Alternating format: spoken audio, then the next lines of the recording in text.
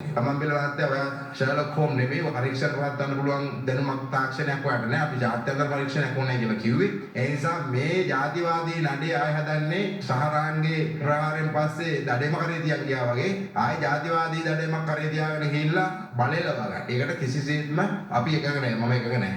විපක්ෂ नायकතුමා මේ ගම්මන් පිටකේ පොතේ දක්වන්නේ දරනවා. එතුමාෙන් තමයි අහන්න මං හිතන්නේ එතුමා නෙමෙයි කි. මට බලන්නේ ඒ අය වලින් එතුමාව දාලාද කොහෙද? එතුමාට එන්න බෑද?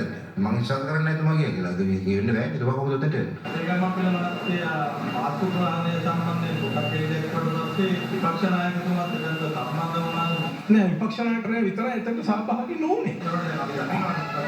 ඒ ඉතින් ඒ අය නිර්මාණ වුණා ඉතින් ඒවා මේ දවස්වල හරි සුලභයිනේ. ඒ නිසා විපක්ෂ නායකයෝ එතන සහභාගී වුණේ නෑ. ඒක මම දැක්කා. ඒක වක්කීමෙන් කියනවා. පාස්කෝටේනාද සමග මහවගම් පෞද්ගලික පොතේ ඉලෙක්කෝ. ඒකට විපක්ෂ नायकතුමා සහභාගී වුණා. මා සම්බන්ධ වුණා. අපි ආරාධනය ගියා කියලා මේ පොතේ තියෙන කරුණු වලට එකගනවා කියනවා නෙවෙයි. උදේගම පිට මහත්මයා මොකක් අපිත් එක්ක කවල පොත ලිව්වේ නෑනේ. ඔක ජනාධිපතිතුමා කිව්වනේ ගිය අවුරුද්දේ මාර්තු මාසේ 31 වෙනිදා ලබන 21 වෙනිදාට ඉස්සෙල්ලා අප්‍රේල් මම මහමලු කරු හෙලි කරනවා. හෙලි කරේ නෑ. ඉතින් මේගොල්ලෝ කියන්නේ මහමලු